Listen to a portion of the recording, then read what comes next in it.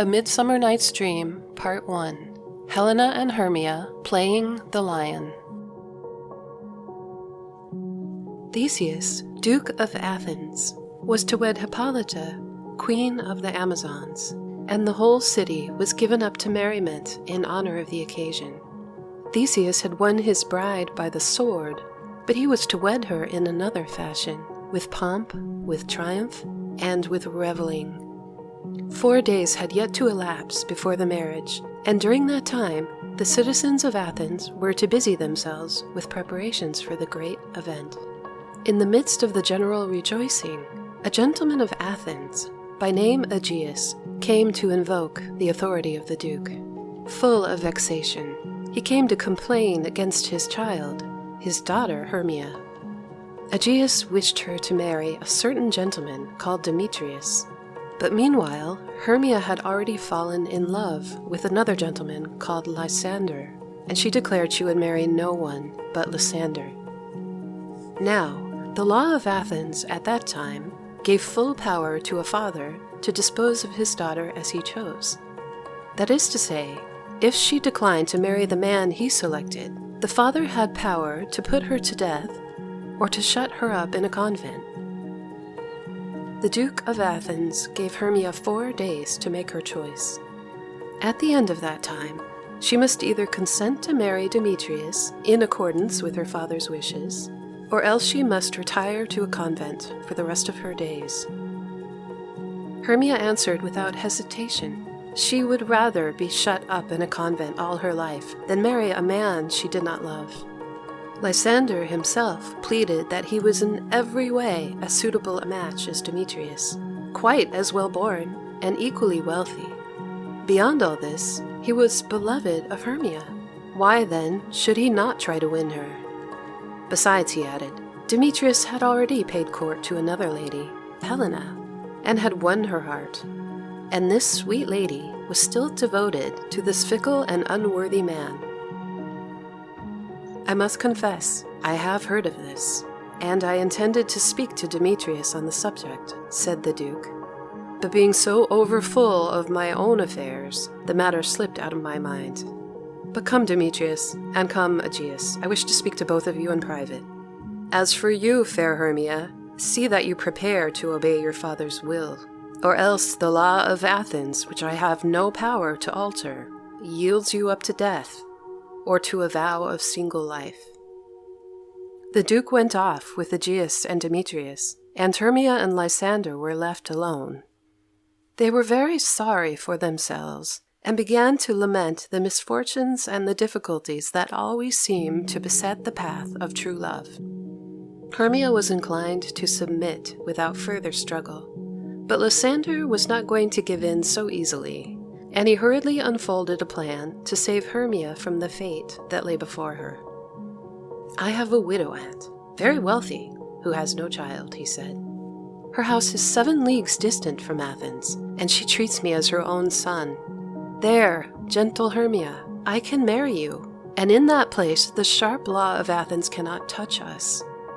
If you love me then, steal from your father's house tomorrow night, and I will wait for you a league outside the town, in that wood where I met you once with Helena, gathering flowers before the dawn on the 1st of May.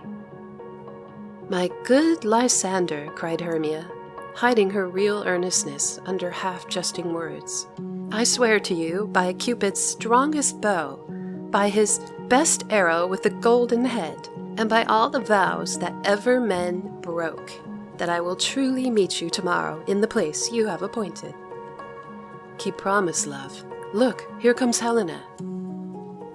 From their earliest days, Helena and Hermia had been the dearest of friends and the closest of companions, never apart, either at work or play, growing up together side by side, like a double cherry or 2 lovely berries molded on one stem.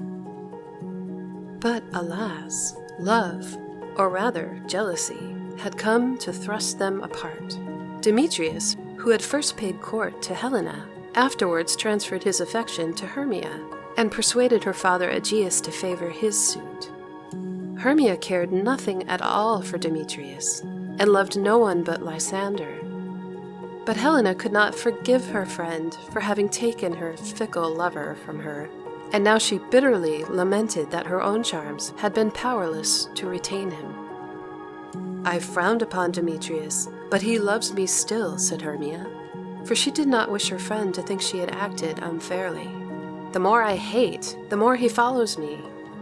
"The more I love, the more he hates me," said Helena sadly. "His folly, Helena, is no fault of mine," said Hermia. "None. Your only fault is your beauty. Would that fault were mine," sighed Helena. "Take comfort. He shall see my face no more," said Hermia. "Lysander and I are going to fly this place. We are to meet tomorrow in that wood where you and I have so often wandered, and thence we shall turn our eyes from Athens to seek new friends and strange companions. Farewell, sweet playfellow. Pray for us, and good luck grant you your Demetrius." Helena's passion for Demetrius was so strong that it overpowered all other consideration, and on this occasion it made her do a very mean and disloyal action. Anxious to win back a little affection from her faithless lover, no matter at what cost, she determined to betray Hermia's secret and to go and tell Demetrius of her flight. Then Demetrius would pursue her tomorrow night to the wood, and if he rewarded Helena with even a little gratitude for the information, she felt her attempt would not have been in vain. Unknown to the lovers, that same wood was chosen as a meeting place for the following night by a very different set of people. Several of the petty artisans of Athens, anxious to celebrate the wedding in proper style, had decided to perform a little play, or interlude, as it was called, in the presence of the Duke and Duchess. Quince, the carpenter, was supposed to direct the proceedings of this little band of amateur actors, but the ruling spirit of the company was in reality Bottom, the weaver. Bursting with self-conceit, never able to keep silent a moment, Bottom was ready to instruct everyone else in his duties, and if it had only been possible for him to have played every character in the piece, in addition to his own, he would have been quite content. As each part was mentioned, and Quince began to apportion them out, Bottom's voice was heard again and again, declaring how well he could perform each one. The play was to be the most lamentable comedy and the most cruel death of Pyramus and Thisbe, and Bottom was selected for Pyramus, the hero. "What is Pyramus? A lover or tyrant?" he inquired. "A lover that kills himself most gallantly for love," answered Quince. "That will ask some tears in the true performing of it," said Bottom, swelling with self-importance. "If I do it, let the audience look to their eyes." The next character was Thisbe, the heroine, and this was given to Flute, the bellows mender, a thin, lanky youth with a squeaky voice. "Nay, faith, let me not play a woman. I have a beard coming," he said piteously. "That's all one. You shall play it in a mask, and you may speak as small as you will," said Quince. "If I hide my face, let me play Thisbe too," cried Bottom eagerly. "I'll speak in a monstrous little voice. Thisbe, Thisbe."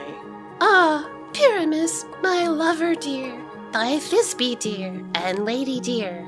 No, you must play Pyramus, and Flute, you Thisbe," said Quince.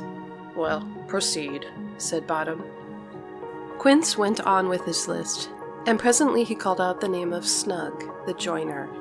"You will play the lion's part, Snug," he said. "And now, I hope, there's the play fitted."